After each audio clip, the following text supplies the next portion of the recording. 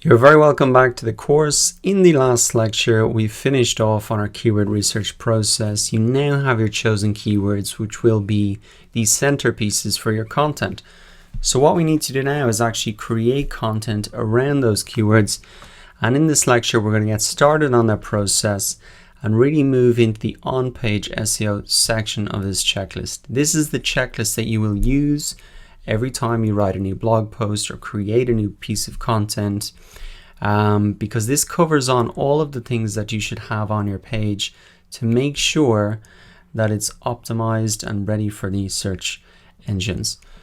In this lecture, we're going to cover the first 3 points, and then the subsequent lectures, we're going to be working through them. So by the end of this next few lectures, by the end of this part of the checklist, you will have a perfectly optimized, SEO optimized piece of content. First thing we need to do then is actually come into our website builder and create a new post. So inside WordPress here, it's just posts, add new. It'll be very similar on any other website builder that you have. And this is where we're really going to implement every single one of these steps. Now I have my Yoast SEO plugin installed here as well. If you have a WordPress site, make sure you have this set up before we get started on this. I installed it a couple of lectures ago, but this will really help you out and remind you to complete all of these 11 steps every single time. If you don't have a WordPress site, don't worry, I've written all of the points here anyway. First thing we want to do is really pick one keyword per page, and the Yoast SEO plugin is a great reminder for this. It shows you focus keyword, so I'm going to pop that in right there, SEO checklist. And essentially what I'm going to do as an example here is rebuild this post I've already made. You're looking at a post here that has followed exactly these 11 steps, but I'm going to rebuild it from the start so you can understand the process and not just the end result. But this is an example that you can come back to again and again and have a look at. Now, after I've picked my focus keyword, what I need to really do is write the title tag. And the title tag is really what appears in the search results here. So we looked at this before. This is the title tag here. This is the title of your blog post, the title of your page.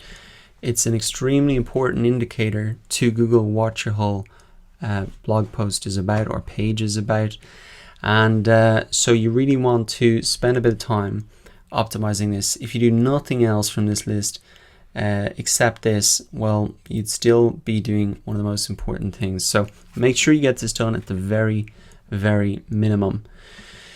So the thing that you want to think about is every page of your website should have a unique title tag. You'll remember earlier in the course we optimized your homepage title tag. You want to do essentially the same process here for each blog post. And preferably you want to start with a relevant keyword. You want to start with your focus keyword. So I can edit my title tag here inside Yoast and get a preview of it.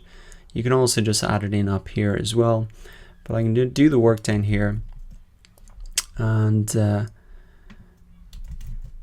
going to start typing it in. So SEO checklist.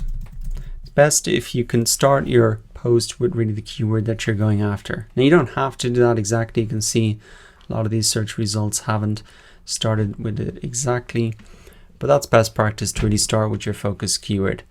Now another thing that you can do to pick up some more searches is add in small modifiers like best, 2016, etc. And you can see that here that people have added these 2016, etc. in here because a lot of people do search for that. They search for checklists, templates, tools, 2016.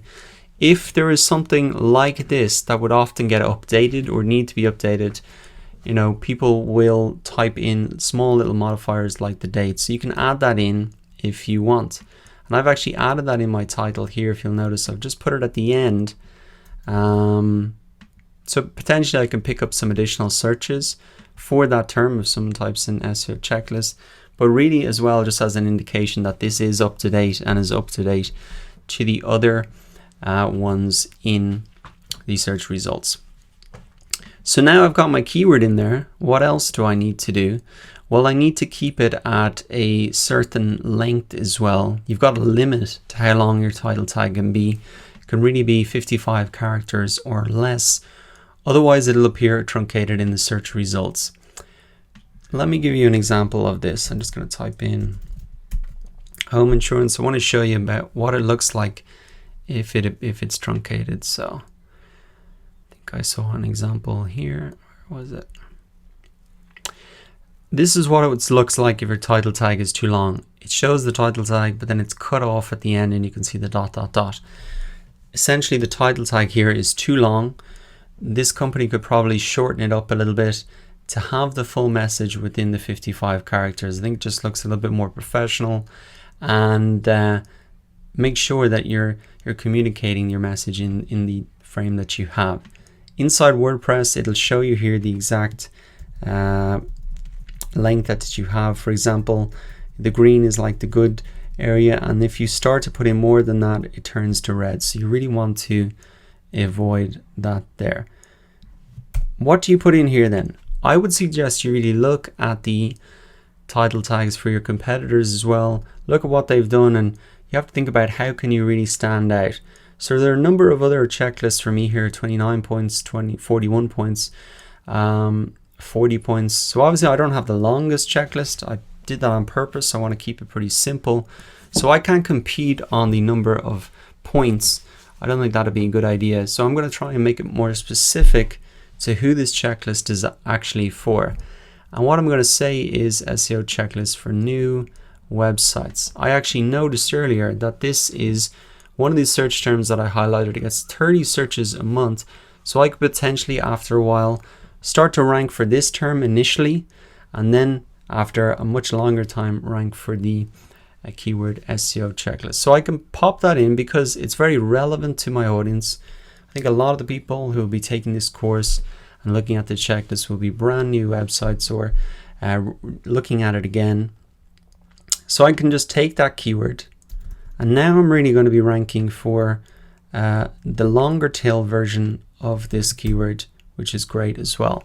One other thing I noticed as well, that SEO audit checklist gets 480 searches a month, and so I don't have that exact term in my title, but I can just add this in as well, SEO audits, and people really know that not only can they use this checklist for new websites, but they could also use it for SEO audits as well. So that is really the thinking behind the title that I wrote. I would suggest you follow that process as well. Follow these rules for the title tag, and really have a look at your competitors and think about how you can stand out in the search results. Because remember, this is what the end, and this is what the process is all going to look like at the end. If everything's stacked up here and somebody's making a decision, you want to try and have a title tag that really jumps out. Now after that, let's look at the URLs. The URL is really the URL for the page, and you can see here mine is just / SEO checklist. So how did I actually set that up? Well, inside SEO Yoast here, you can actually just set this, and you can see how this is going to appear. Very easy to do here. I think what you really want to avoid are URLs that look something like this. Oh yeah, here we go. You know, /p equals 123. Now, you want to make your URLs really human readable, and also if you're trying to make it easy for people to remember / SEO checklist, it's easy to know how to get to the page very, very quickly. So you want to keep these URLs as short as possible. By default, what will happen is your whole title will be put into your URL here, but you can just shorten it down to the main keyword, so you can make it easy for people to really get there and remember it. Now I know I have quite a long domain, but if you have a shorter domain and you just say / whatever it is, you can almost say that to people and they will know where to go. So what we have done is really cover off on the first 2 points there. I think the final thing to mention is separate your keywords in your URL with hyphens. You never want to have it like this with underscores, because Google will read that all as one word, whereas Google will read this as separate words. So that's just one final point on that. Make sure that's done there. All right, so we've already got through one of the major parts, really, getting your title and URL and having one focused keyword. I'm going to wrap this up now, and in the next lecture we're going to focus on meta descriptions. This is what really appears here in these search results, and getting it right can massively boost your click-through rates.